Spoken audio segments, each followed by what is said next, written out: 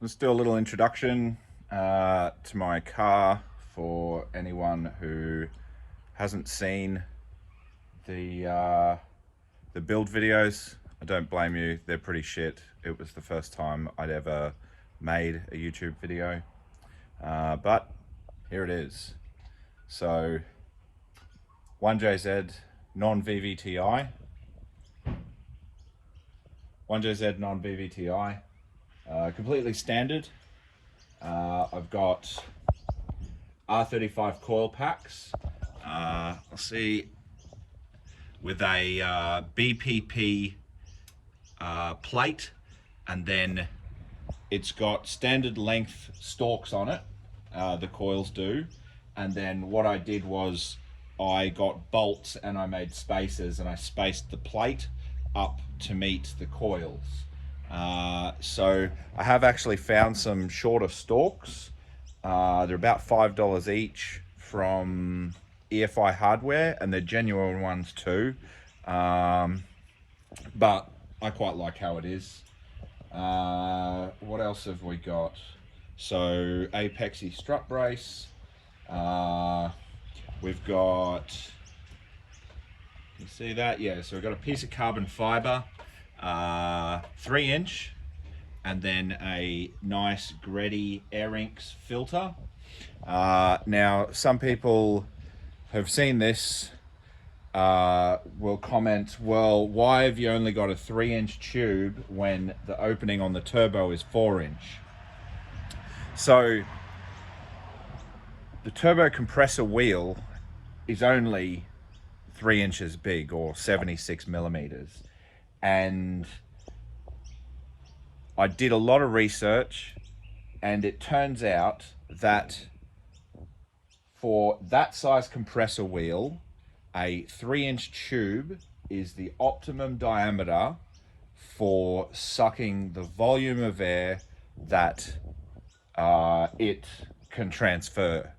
So 4-inch, you can actually go too big, and so 4-inch, because it's greater than what it needs.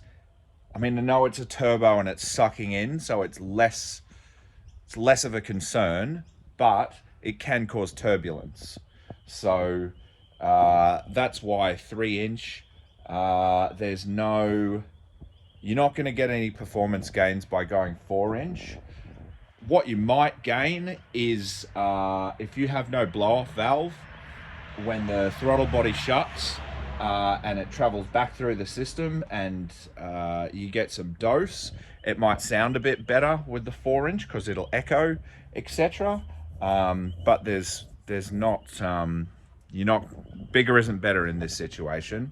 And you know, I did my research. Let's put my bottle of water down. So what else? We got an eBay radiator.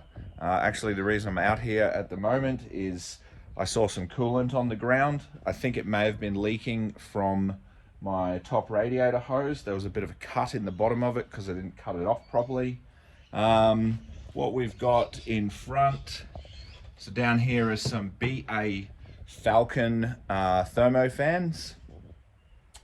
We've got a Greddy intercooler, and the way it's positioned, it's really far away from the radiator, so there's no sort of heat soak, and my IATs often stay at or below ambient temperature. I think like on a hot day, when it's 38 degrees, the intake will stay at 38 degrees. I've monitored it, and you know, for what it does, it works really well. What else have we got?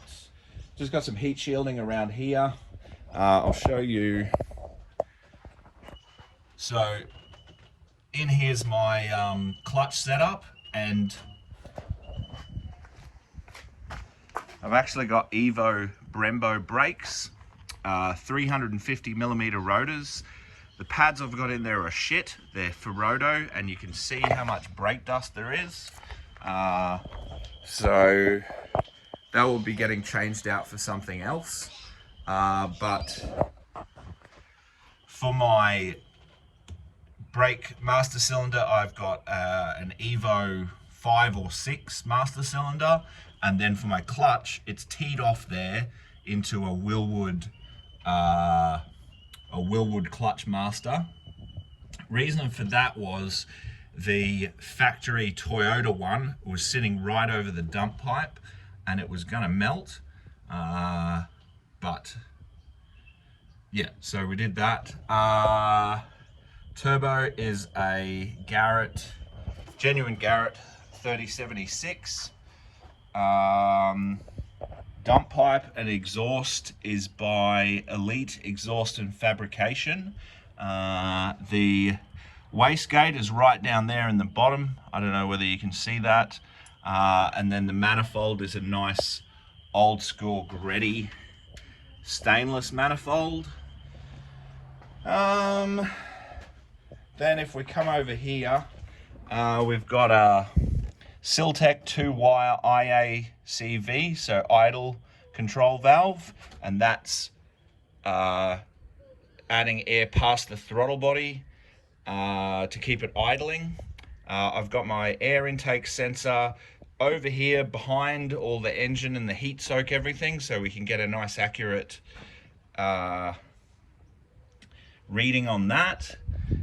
Here's my SARD pressure, fuel pressure regulator, and then connected to the link ECU is a fuel pressure sensor. There's my map sensor for my ECU. That's an old map sensor for a boost gauge that I no longer use. That's kind of about it. Oh, we've got 850cc SARD side feed injectors because I was staying 98.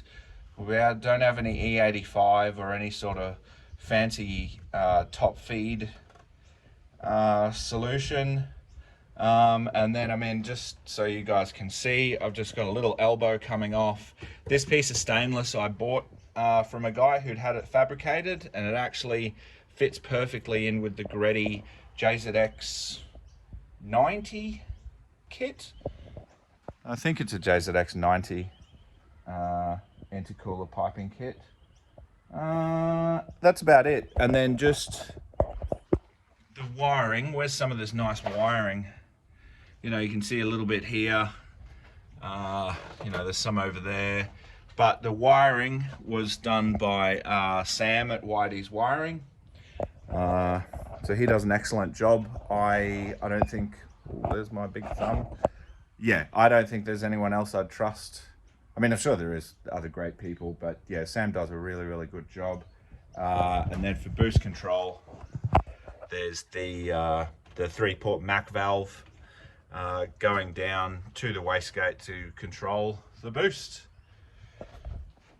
So yeah, that's that. I guess